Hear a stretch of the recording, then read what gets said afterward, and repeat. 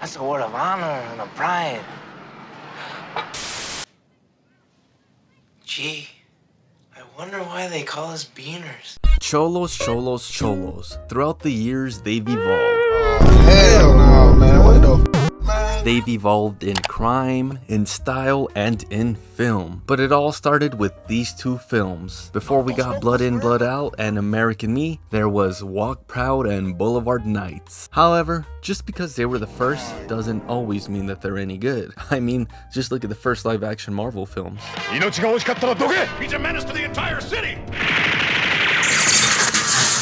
And for Cholo films, they're either really iconic or really cringe. Hey, you look sexy, but I don't do beaners. How do you call me? You think you're gonna stop me from calling this in, you beanhead? So, how do the original Cholo films hold up? More specifically, Walk Proud? Well, honestly, man, a lot better than I would have thought. Let's get into it. The movie starts off with the main character, Emilio, and his gang, Los Aztecas, ranting about racial disparity because how an illegal worker keeps getting beaten and robbed, and the police ain't doing anything about it because that boy illegal. He's in this country illegal. No green card, no f***ing work, comprende? We call ourselves Los Aztecas. That's a proud thing to be. So how can we let them come down on somebody in our race? No way, man! So now they gotta do hood rat stuff because that's what it means to be a Mexican American. Mexican Americans don't like to just get into gang fights. They like flowers and music and white girls named Debbie too. They jump and beat the assailants, but one of their leaders, Cesar, wants to go overboard and have a younger fool execute the man. Oh! But the boy doesn't. Don't shoot me, man. Put the gun in his mouth and blow his goddamn head off. I ain't ready for a coffin. Coffin. Come on. And it's the next day at school and Emilio's walking, not proud, but a bit fruity, if I'm telling the truth. Leaving school, a white girl named Sarah has her car break down on a busy road, and Emilio goes to help her, but this shit's like some horrible ass naughty film dialogue / acting. You want me to take a look at it? I know a little about cars. Why don't you open up the back? I'll take a look. Yeah, right. Well, I'll catch you later, alright? At the beach, the gang's gonna jump out that one fool who didn't execute the man just because Cesar wants to rule with an iron fist. Ironically, kinda like his old ops from a different film named Koba. After today, you're not an Azteca no more. That means you don't come around no more. You don't come no place near us, you hear? Caesar, weak.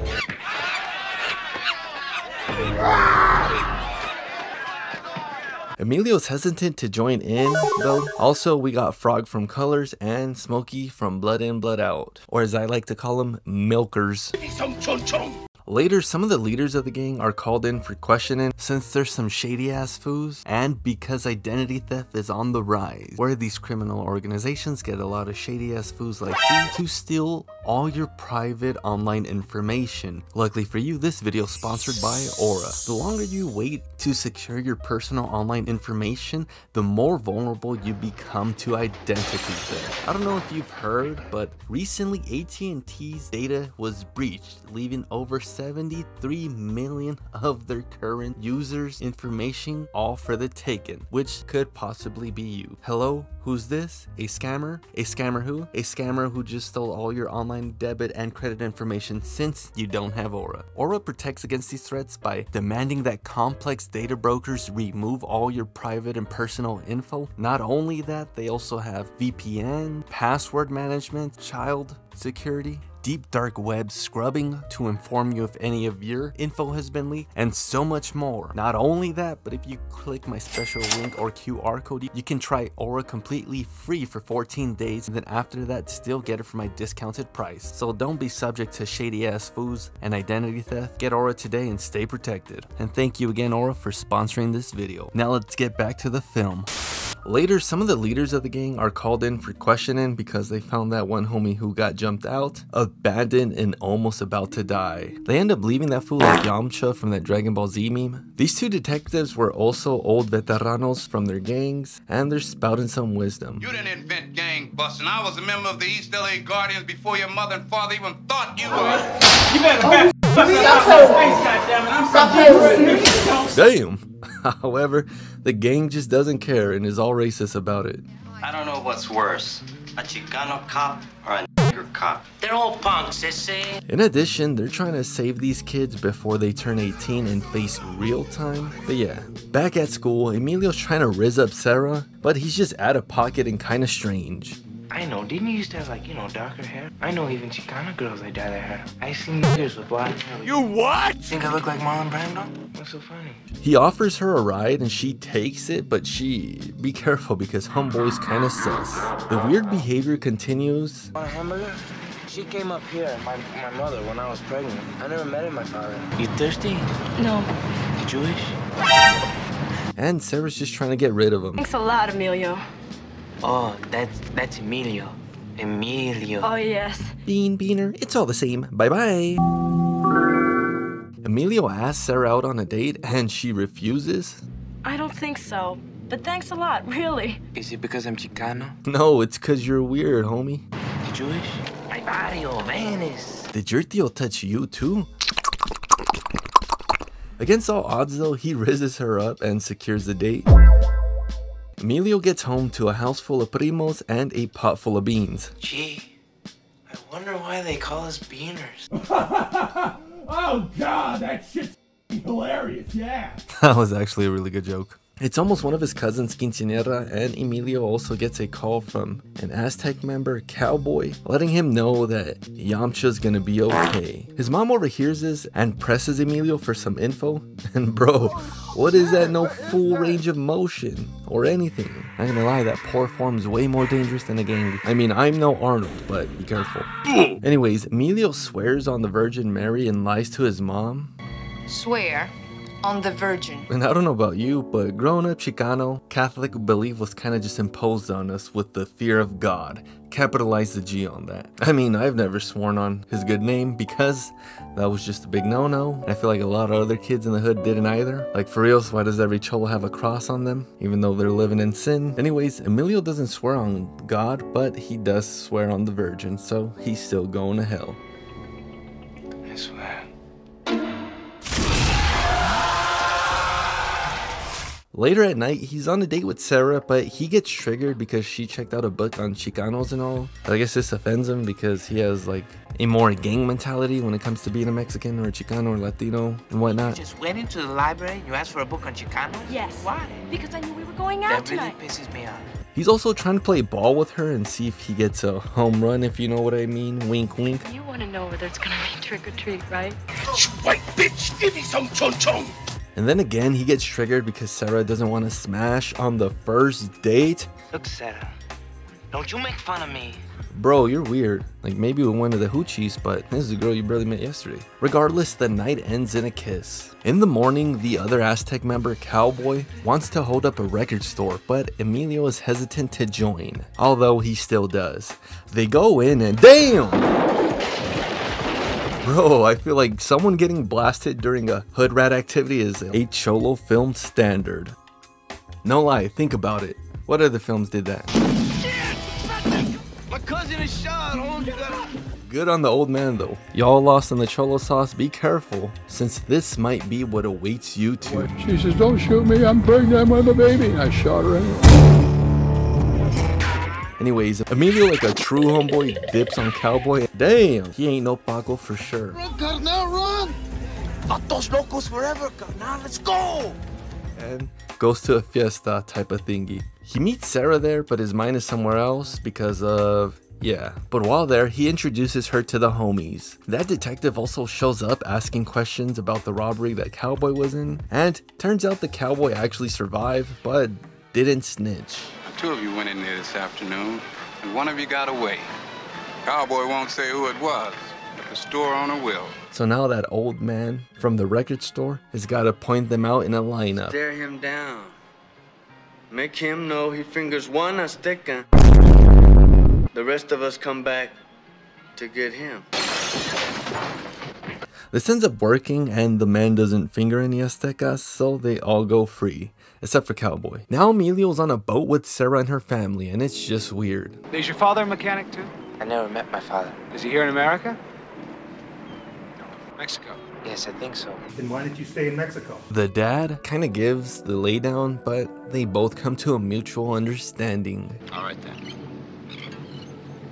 now on, you pick her up at the house. The next day, the Aztecas are all there chilling, and Cesar gets all riled up because someone else, guess what they did? Killed his mama, robbed his house, sold his sister's, no, worse, crossed out his name. So now it's hood barrio politics, and shit, people were really out here dying for tagging rights on properties they didn't even own. SMH. You crossed out his name, Tigre. You shouldn't have done that. Don't point at me, man. There was a treaty between the two cliques. You're a dead man. Cesar says to tell you that. He's gonna waste you, Tigre. He's gonna plant you 6 feet under, man. Fooling with Los Aztecas. It's too bad about Los Aztecas. Cesar says, no more safe passage. Anybody on Los Espiritus gets caught coming through, he gets jumped. Then I think you better get the hell out of here, man. While you can still walk. Once Emilio gets home, he finds out that his abuela in Mexico died, and damn, sad Mexican movie abuelita death. That's why your mama dead. In the midst of all of this, that Mexican detective shows up to talk some words of wisdom into Emilio regarding the upcoming hood war. Stay out of it, Emilio. I'm an Azteca. I can't stay out of it. Emilio's too lost in the Cholo sauce though. Is that what an Azteca's supposed to be? You wanna know? Yeah. Okay, I'll tell you, man. It is somebody with honor. Somebody with pride in his race. Our race, Mike. We're Chicanos. We're Aztecas. Time passes and Emilio's kicking it with Serra before he heads to Mexico for his abuela's funeral. And she's upset that he's a Cholo, and homeboy is really out here on that Cholo sauce. We break it, Sarah. We kick ass. Oh. I belong to a gang, Sarah. Those Aztecas. No. And I'm proud of it. And when I walk down the street in Venice, I hold my head high because I have my brothers. That's right, Sarah. Why? I'm proud of it. Because I need them, that's why. Because when I'm in trouble, they come running, that's why. Damn, he's acting like someone took his vape. POV, me when my ama said I can't join Los Aztecas. Now he's in Mexico, burying his abuelita. While there, Emilio finds out who his father really is, and it turns out that he's white and racist. So now it's racial conflict half and half Miklo time. Did you think that your old man was a greaser? Never take the side of a Mexican over your father. Just tell him. Fuck you! You're a grateful little punk. Find yourself another slave, Dad! I'm going home! Get down! He arrives back to Cali and unloads his feelings on Serra, and he's confused on being biracial and bisexual and whatnot. Hey, I met my father. He's an Anglo. Oh, she told me she wanted me to be proud of my heritage, proud of my language, proud of being Chicano. Well, if I'm not American and I'm not Mexican, then what the hell am I? I don't know whether I like boys or girls. Nigga, you gay. Ah, come on, fool. They also talk about their love and Emilio quitting the gang. I know you want me to quit the gang. Yes. I know that's what you want. But you see, Sarah, if I quit Los Aztecas, what have I got left? Me?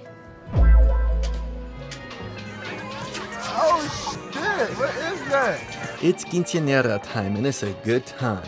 Everyone's lost in the Cholo dance sauce. Frog's character Dagger gets too wasted, so now Emilio and Serra have to go out and help him hold his little vato and guide him, if you know what I'm saying. Just kidding, they're out there being lovers, and instead of being a third wheel, Dagger wanders off and gets ambushed by the rival gang.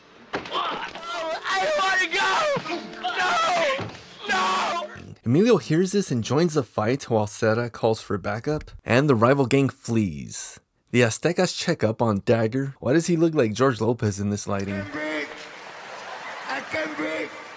Now Los Aztecas are gonna head out for revenge, and Emilio feels like he has to go and prove his loyalty since he's conflicted on being biracial and bisexual, and it really shows. Milo, don't go. I'm an Azteca. Orale! Slap ass! Come on, good game, slap ass, man. Hey, good game. Slap ass! Yeah, Dad! So now he thinks he's really got something to prove. The Aztecas are at the gang hideout loading up, and Cesar is hyping them all up like a good military leader. Where have I seen that before? But they're hyping each other up with past war stories, and Emilio's kind of just realizing how this is a never-ending cycle that ain't really worth it, homie. And yeah, this ain't it. Especially with Cesar carelessly flagging everyone, like damn, man.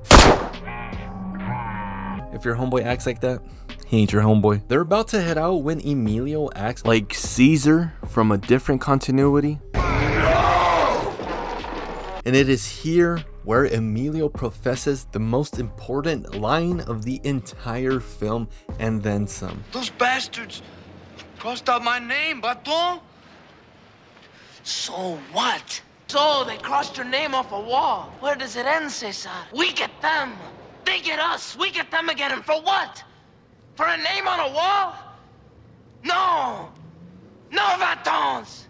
Cesar tries to tease Emilio and call him all these names like a little kid, but it ain't working at all. Now, what do you call it, man? You're chickening out, man! You got no balls! You're a little sissy! The others don't care though. Emilio heads to Serra's and is telling him all the chisme about how brutal the fight was and who got. And he tells Serra that he's gonna get jumped out of the gang. After that, on his way home, he gets stopped by the police. Sir, get down! Sir, get down! Sir, get down! And Serra comes out vowing for him. But Emilio gets triggered because Serra friend-zoned him for being a dark boy. He's a friend of mine. He just left me. You told them that I was your friend. What if you had to tell them that I was your boyfriend? It's never gonna work in a million years. And try again in 45 years. Now Emilio is at the beach about to be jumped out, but Serra's got his back. And damn, fool, she's a down-ass fool for him. Inevitably, Emilio's gotta face the repercussions of leaving Los Aztecas, with Cesar pressing him even more. We're gonna break every bone in your body, Emiliano. You get up off the ground again, es un milagro. But Emilio is of sound mind, now walking proud to be his own individual self. Because you have disgraced Los Aztecas. And when you disgrace us, you disgrace the Chicano people. It's bullshit. They're not the same thing, Ese. I'm gonna beat the shit out of you anyway, Ese. Emilio's tired of Cesar's shit, so he fights back. But now he's got to face the rest of the Cholos. And he's trying to go out like Bardock versus Frieza. Come on, you cowards! But he's a Chicano and not a Saiyan, so he ends up like Yamcha. Nah, I'm just kidding. He's barely able to walk away with end credits and machismo music and all.